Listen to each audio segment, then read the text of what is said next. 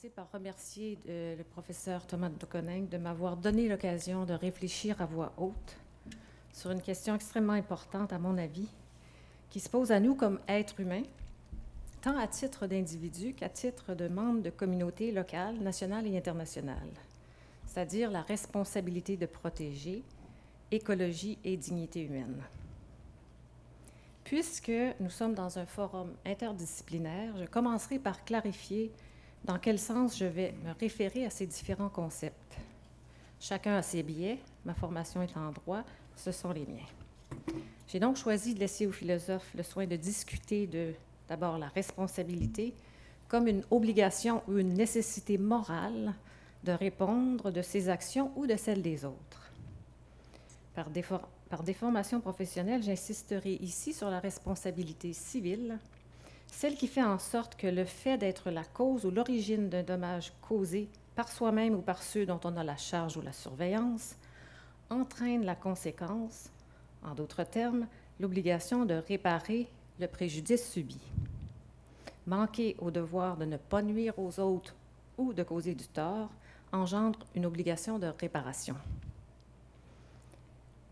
Ça, c'est pour la responsabilité. Deuxième thème, la protection. Donc, la responsabilité de protéger renvoie à plusieurs notions. D'abord, protéger dans le sens de mettre quelqu'un ou quelque chose à l'abri d'un danger ou d'un dommage, mais également protéger dans le sens de prendre la défense de quelqu'un ou quelque chose, et enfin, protéger dans le sens de veiller au maintien ou au progrès d'une chose ou d'une cause. Pour ce qui est de l'écologie, même si elle a été définie il y a plus de 150 ans par le biologiste allemand Ernst Haeckel,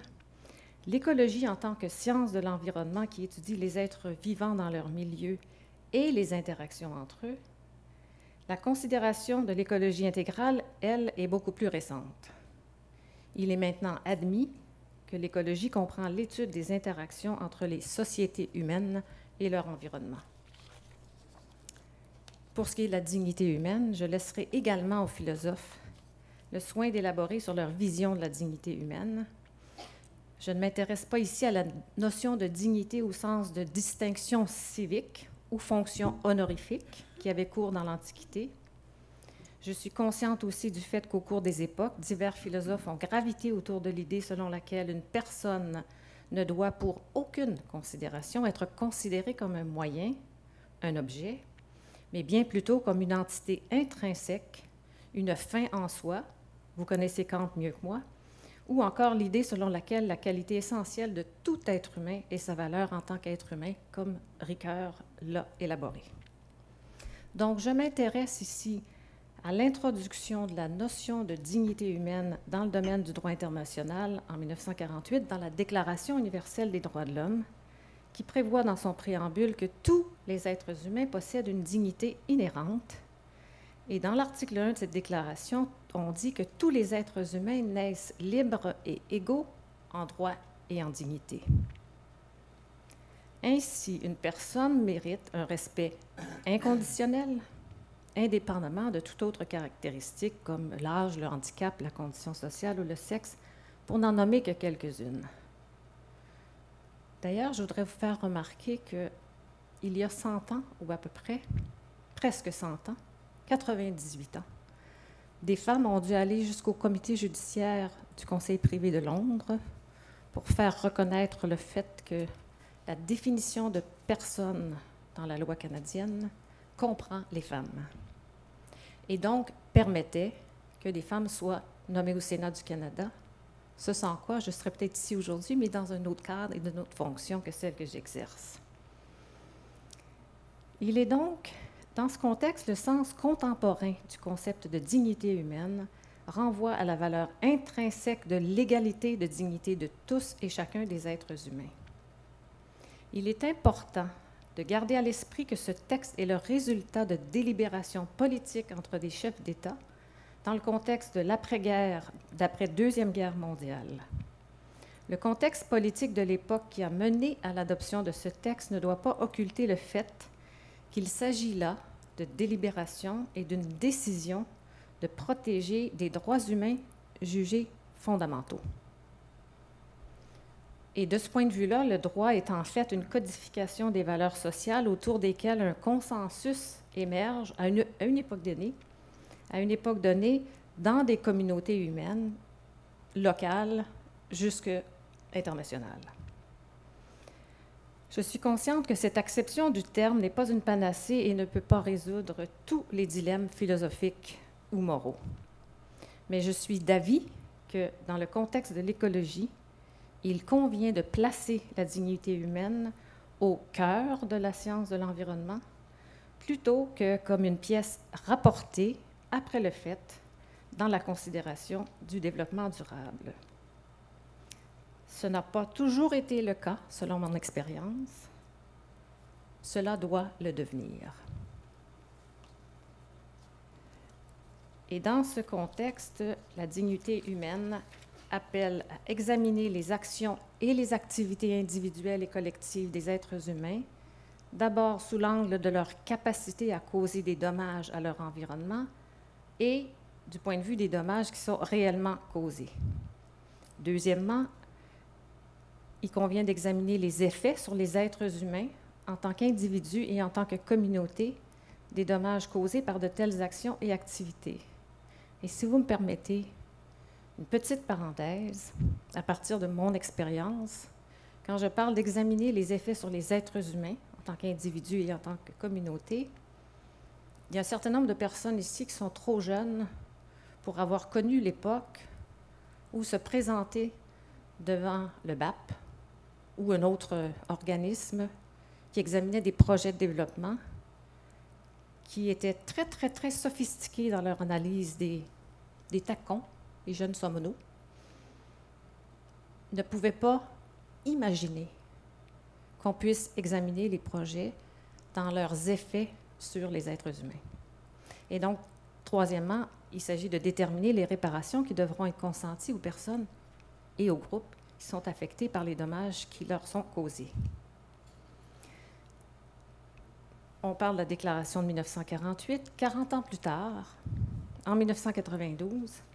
l'Agenda 21, adopté au sommet de Rio de Janeiro, constitue un plan d'action international pour l'environnement et le développement, dans lequel on a décidé, et je cite, d'établir un nouveau partenariat mondial inspiré par la nécessité de rendre l'économie mondiale plus efficace et plus équitable. On vient donc ajouter un élément, que ce soit la lutte contre la pauvreté, la promotion de la santé, à égalité avec la lutte contre le déboisement, la protection des océans, la gestion rationnelle des déchets dangereux. Et dans la déclaration qui a suivi ce sommet, qui est la déclaration de Rio sur l'environnement et le développement, on reconnaît dans le préambule que la Terre, foyer de l'humanité, constitue un tout marqué par l'interdépendance. Le corollaire de cette affirmation doit être que peu importe comment on la qualifie, l'écologie doit être une science englobante de toutes ses composantes, dont les êtres humains, en tant qu'êtres dont la valeur est inhérente. Cette déclaration, qui comporte 27 principes, définissent des obligations qui, même si elles ne sont pas contraignantes juridiquement, renvoient précisément à la question de la dignité humaine. Par exemple, le premier principe prévoit que les êtres humains sont au centre des préoccupations relatives au développement durable. Ils ont droit à une vie saine et productive en harmonie avec la nature.